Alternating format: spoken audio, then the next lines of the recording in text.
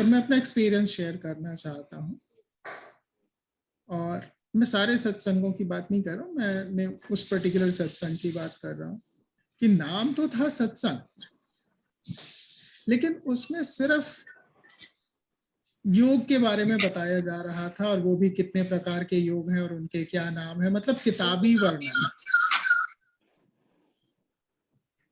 और मैं सोच रहा हूँ कि किताबी वर्णन, वो भी योग का, किसी को भी कहीं भी लाइब्रेरी में किसी भी किताब में मिल जाएगा कि इतने तरह के योग हैं, इनके ये नाम है, इनका ये है, ये फलाना है। फाइनली मुझे बीच में सत्संग छोड़ना पड़ा कि उसमें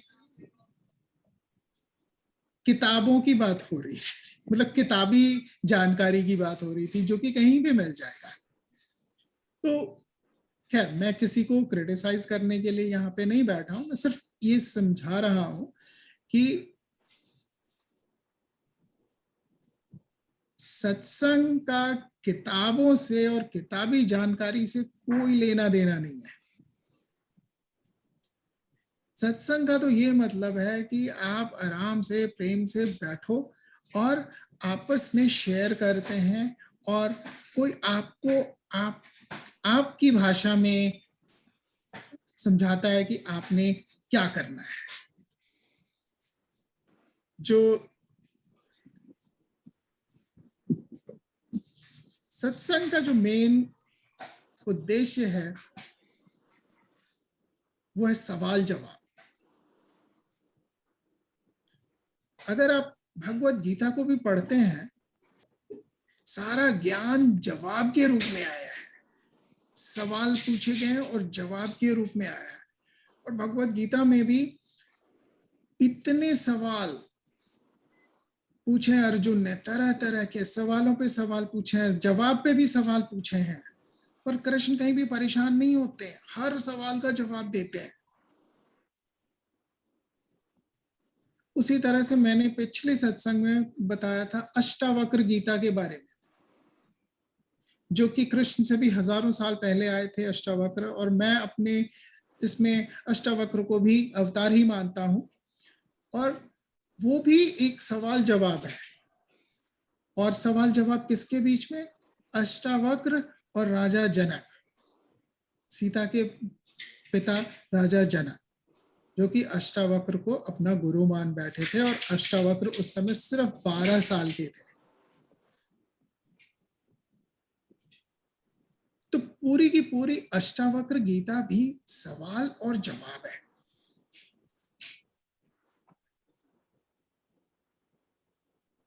और ये जो सवाल जवाब होता है, मैं इनको भगवत गीता को, अष्टावक्र गीता को भी मैं सत्संग मानता हूं, जहां सत्य से संगति होती है, जवाबों के माध्यम से सत्य से परिचय कराया जा रहा है।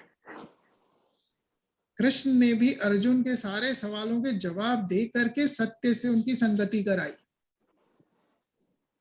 तो सत्संग का सबसे बड़ा एलिमेंट है सवाल।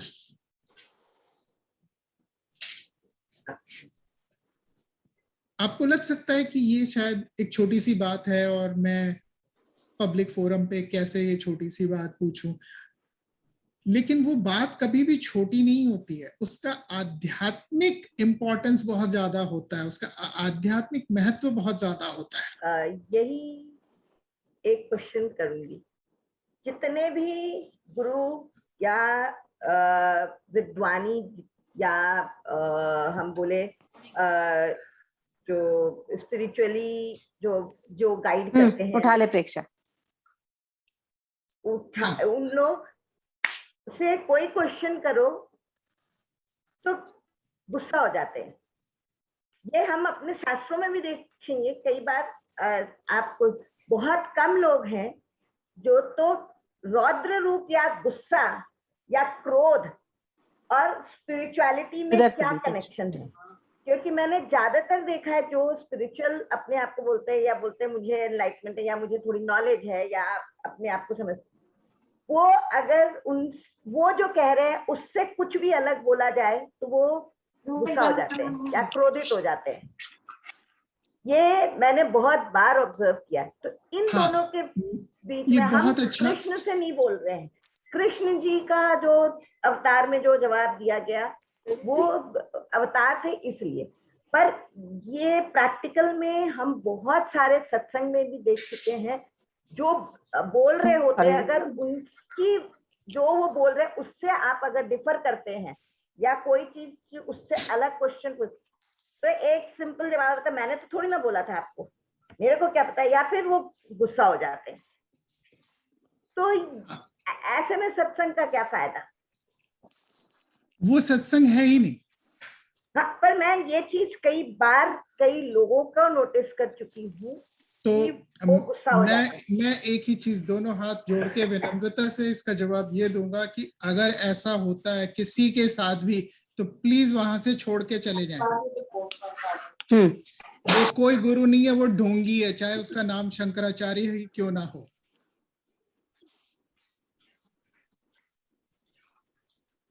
और अगर ढोंगियों से जवाब चाहिए तो आपको उनके गुस्से और उनके पाखंड का भी ध्यान रखना पड़ेगा। मेरी बात को समझने की कोशिश करना, मैं किसी को ढोंगी पाखंडी नहीं कह रहा, पर मैं समझाने की कोशिश कर रहा हूं कि सवाल पे जो नाराज हो जाए, नाराज होने से बेहतर है कहना कि मुझे इसका जवाब नहीं पता है।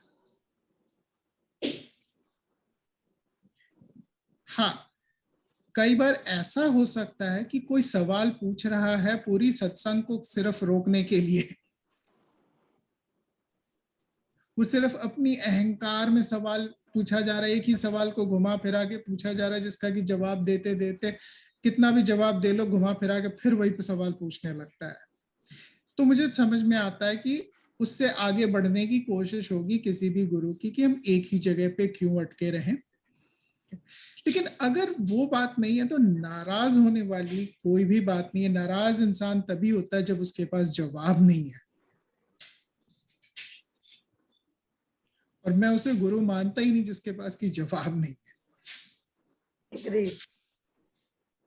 ठीक है, मैं एक छोटा सा एग्जांपल देता हूं भगवत गीता में से ही,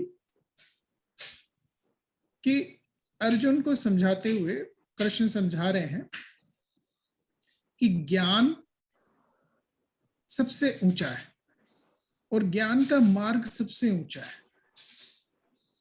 समझो मेरी बात को आप, कि ईश्वर तक, प्रभु तक, भगवान तक पहुंचने के इतने सारे मार्ग हैं, इतने सारे मार्ग हैं, कर्म योग, ध्यान योग, भक्ति योग, पर कृष्ण जो है सो ज्ञान योग की बात कर रहे हैं। शुरुआत ही भगवत गीता में शुरू से ही वो ज्ञान योग और ज्ञान के बारे में और ज्ञान के मार्ग के बारे में समझा रहे हैं। तो अर्जुन ने एक बड़ा टेढ़ा सा सवाल किया है, अगर लोग सुन रहे हो ध्यान से, तो कृष्ण अपना ज्ञान मतलब ज्ञान के बारे में और ज्ञान मार्ग के बारे में बता रहे हैं और कैसे ज्ञान मार्ग इतना उत्तम है। तो अर्जुन ने कृष्ण से एक बड़ा टेढ़ा सा सवाल किया है, और टेढ़े सवाल के बावजूद कृष्ण जो है कभी नाराज नहीं होते हैं। कृष्ण ने कोई उल्टा सीधा नहीं बोला, कृष्ण ने उनके सवाल का जवाब दिया और अर्जुन का सवाल सुने। अर्जुन कहते हैं कि भगवान आप मुझे ज्ञान के मार्ग की बात बता रहे हैं और ज्ञान का मार्ग सबसे उत्तम है, तो मुझे कर्म के रास्ते पर क्यों धकेल रहे हैं कि कर्म करो, युद्ध करो, मारो सबको। अब कोई नॉर्मल गुरु होता तो वो यहाँ पे नाराज हो जाता, जैसा कि अभी इन्होंने बताया कि गुरु नाराज हो जाते हैं। कृष्ण तो बिल्कुल नाराज नहीं हुए, कोई हिचक नहीं आई कृष्ण को। मैंने कृष्ण से इसीलिए सबसे पहले कह दिया था कि कृष्ण को आप अलग रख के, जो आज हम जब दुनिया में बात करते हैं हम कृष्ण से बात ही नहीं कर सकते, क्योंकि वो एक अवतार थे। हम आज जैसे आम आदमी जो भी इस दुनिया में रहता है किसी न किसी को फॉलो करता है या किसी की बातों को सुनता है और ये कहता है कि जो बोल रहा था उसको ये कि मेरे को कुछ एनलाइटमेंट है या उस he knows things, and then you start understanding him or you start following him or you listen to him for some good things that he may be saying. But ऐसे में क्या जो भी मेडिटेशन करते हैं, जो भी ये करते हैं, क्या वो अपने गुस्से पर या अपनी इस पर उनका कंट्रोल नहीं होता है? या जब हम मेडिटेशन करते हैं तो उससे क्या कंट्रोल नहीं आता है? जब अगर आपको कंट्रोल आ जाएगा तो आप किसी की भी प्रश्न पर विचलित नहीं होंगे, चाहे वो कितना भी टेढ़ा हो, चाहे कैसा भी हो। ये मेरा कहना है कि आप जब मेडिटेशन करते हैं तो वो ऑटोमेटिकली आप में कामनेस आनी जरूरी है। अगर आप में कामनेस नहीं आई और आप किसी के मन के विचारों को आप कोई भी जो भी उस लेवल पर पहुंचता है जिसको कोई फॉलो करना शुरू करता है, श्योरली वो हमसे थोड़ा सा या ज्यादा हमसे ज्यादा ही जानता होगा, इसलिए आदमी उसको फॉलो करता है या उसको सुनता है। हम राह चलते किसी भी आदमी को नहीं सुनते हैं, है ना, हम सुनते उनको हैं जो हमसे बेटर होता है या हमसे अच्छा या हमसे नॉलेज या उनकी आध्यात्मिकता हमसे ज्यादा है, तभी हम किसी को फॉलो। तो मेरे को कहना है कि जो लोग इतना मेडिटेशन करते हैं उनको क्रोध इतने जल्दी आना ही नहीं चाहिए।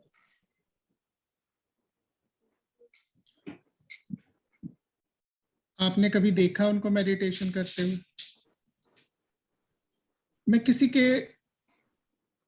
के भी विश्वास को, मान्यताओं को चुनौती नहीं दे रहा हूं यहाँ पे, लेकिन मैं जिस एक बात बता रहा हूं कि स्वामी विवेकानंद, मैं बहुत उनको नहीं मानता हूं, बहुत सारी बातों में मैं उनके विचारों से सहमत नहीं हूं, लेकिन मैं उनकी एक बात बताना चाहता हूं और मैं ये बात सबको बताता हूं और इसलिए बताता हूं कि ये बहुत जरूरी है। और वो क्या कि वो किसी को भी अपना गुरु बनाने से पहले जब वो जाते थे तो उसकी परीक्षा लेते थे, ठीक है, और परीक्षा लेते थे तो वो पाते थे कि इस बंदे के कहने में और करने में अंतर है। जो ये खुद करता है और जो ये कहता है उसमें अंतर है।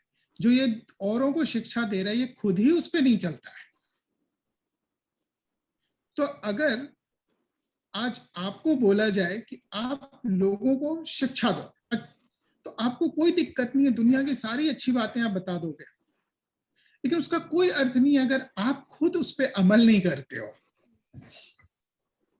तो किसी ने बड़ा अच्छा एक लाइन बोला आजकल के इस तरह के गुरुओं के ऊपर, और मेरी बात को गलत इसमें नहीं लेना, बड़ी प्यारी सी लाइन है, जिसकी समझ में आ जाएगी समझ में आ जाएगी कि आजकल के गुरुओं का सिद्धांत क्या है। सुनना, don't do what only do what I say.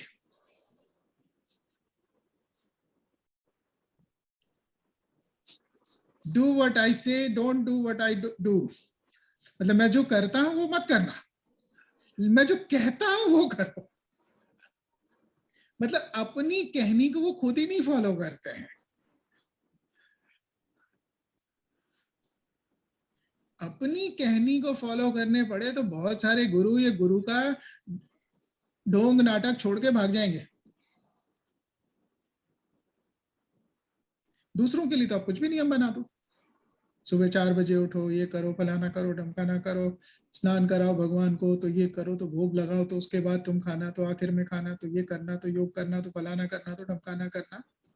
जरा देखो ना अपनी जीवन में करते हैं या नहीं। उनके वेशभूषा आडंबर दिखावे पर मत जाना। इनका नाम बड़ा है, बड़े फॉलोअर्स हैं, बहुत बड़ा आश्रम है, अच्छी मालाएं शालाएं पहने हुए सिंहासन पर बैठे हुए होते हैं, तो बहुत ज्ञानी है।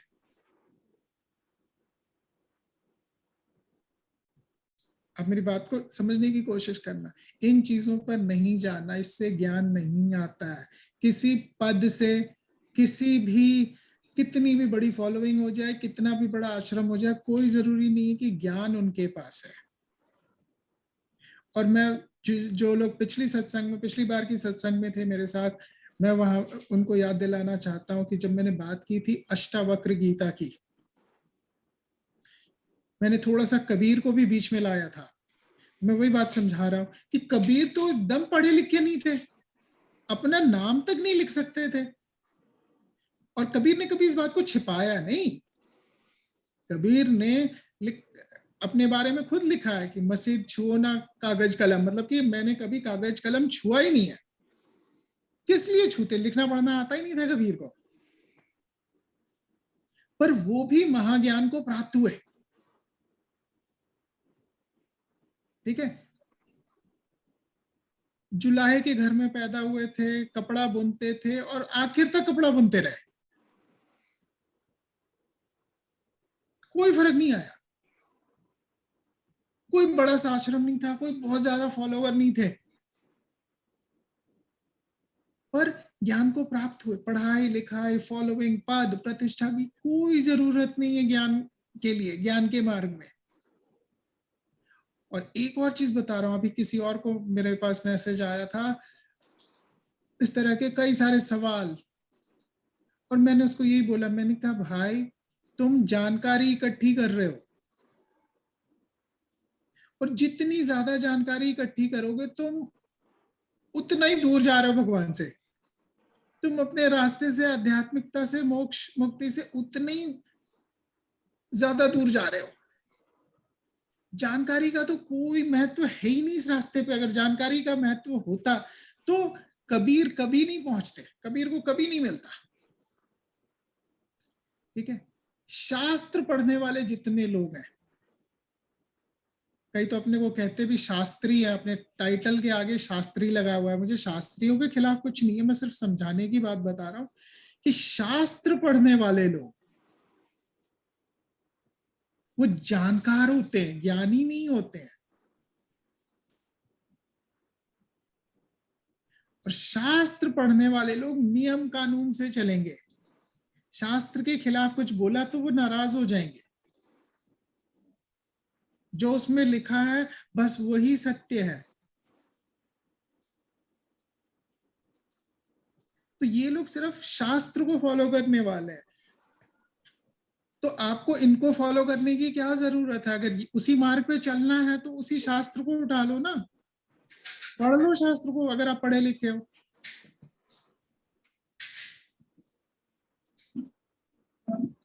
तो इस बात को समझना जरूरी है कि ये लोग सिर्फ दुकानदारियां चला रहे हैं, ये बड़ी बड़ी दुकान है।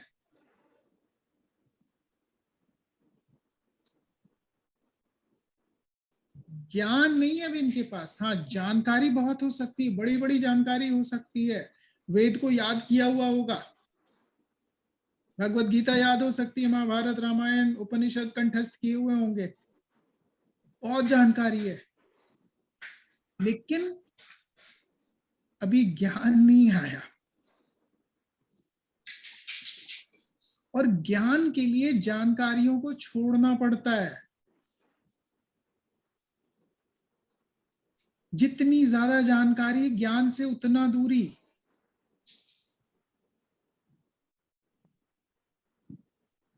और लोग जानकारी इकट्ठा किए जा रहे हैं।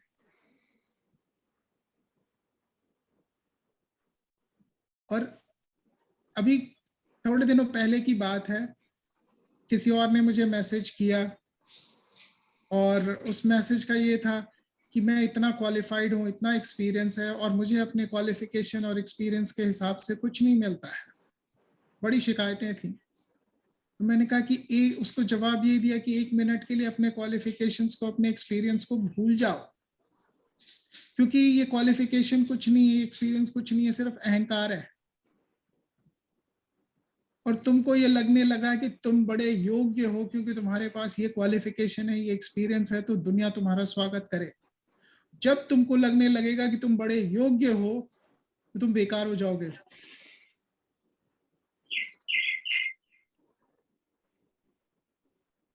और मैंने उसको यही कहा कि सबसे पहले तुम सबसे माफी मांगो, क्योंकि तुम जैसे ही समझ लेते हो कि तुम योग्य हो, तुम्हारा पूरा अस्तित्व बदल जाता है। तुमको पता भी नहीं चलता, तुम अहंकार में जीने लगते हो।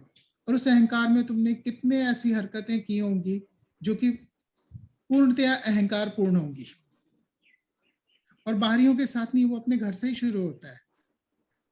मैंने कहा सबसे पहले अगर मेरे रास्ते पे चलना है तो सबसे पहले बिना किसी शर्त के, बिना किसी इसके, सबसे माफी मांगो और भगवान का शुक्रिया करो। हर चीज के लिए तुमको लाइफ में जो भी मिली है उसका पहले शुक्रिया करो, ग्रेटफुल हो। ये मत सोचो कि तुम एंटाइटल्ड हो, कि तुमको मिलनी चाहिए क्योंकि तुम योग्य हो, और फिर तुम अपने को बड़ा आध्यात्मिक भी कहते हो। तो तुम योग्य भी कैसे हो सकते हो और आध्यात्मिक दोनों एक साथ नहीं हो सकते। कोई केपेबल एंड स्पिरिचुअल दोनों चीजें एक साथ नहीं हो सकता है। तो ये कुछ छोटी बातें हैं जो कि समझने वाली हैं, और पूनम जी को भी मैं यही जवाब दे रहा हूं, समझाने की कोशिश कर रहा हूं कि अगर कोई गुरु आपके एक जेन्युइन सवाल से नाराज होता है, वो आप छोड़ दें, दूसरे गुरु की तरफ जाए, कोई दूसरा गुरु ढूंढे, क्योंकि अभी वो ज्ञान को प्राप्त नहीं हुआ है। तो आपको जो भी सिखाएगा वो अज्ञान ही सिखाएगा। और आप मैं कृष्ण से कंपेयर नहीं कर रहा हूं, मैं एक जनरल बता रहा हूं कि विवेकानंद की ये एक बात सबसे अच्छी मुझे लगी कि वो अपने हर गुरु की परीक्षा लेते थे। रामकृष्ण परमहंस की भी परीक्षा ली उन्होंने, और जब उनकी परीक्षा में रामकृष्ण परमहंस पास हुए तब उन्होंने अपना गुरु स्वीकार किया उनको। पूनम जी, अगर आपको पता चल गया कि गुरु आपके सवाल से ही नाराज हो रहा है, तब तो परीक्षा लेने की भी जरूरत नहीं है।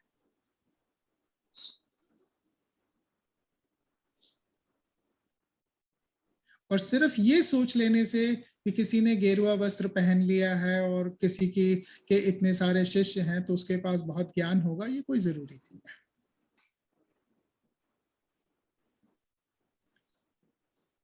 इस चीज में एक ही बात कहूंगा कि जो कोई आपकी सवाल से नाराज हो जाए, आपके सवाल का जवाब ना दे, मुझे समझ में आता है, लेकिन अगर सवाल पे ही नाराज हो जाए, आपको आगे पूछने से इनकार करे, आपको सिर्फ रूल रेगुलेशन बताए कि ये करो या ये ना करो, वो सही नहीं है। और जो गुरु अपने ही कहने को फॉलो नहीं करता हो, वो त्याग के योग है। उसको कभी उसके ऊपर ना जाए, और कभी किसी की पोस्ट से ना हो।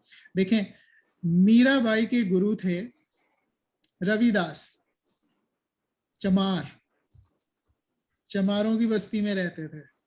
तो मीराबाई रॉयल फैमिली की, राजघराने की, और राजघराने को यही तो तकलीफ हुई कि मीराबाई चमारों की बस्ती में जाती है जब अपने गुरु रविदास से मिलने जाती थी, तो उनको यही तो तकलीफ थी कि हमारी बेइज्जती होती है। पर मीराबाई को ये समझ में आ रहा था कि असल गुरु तो ये हैं जो कि पहुंचे हुए हैं, ज्ञानी है, एनलाइटेंड है। जो गुरु गोरखनाथ हुए हैं ना, उनको भी समय लगा था रविदास को एक्सेप्ट करने में, ये भी कुछ है।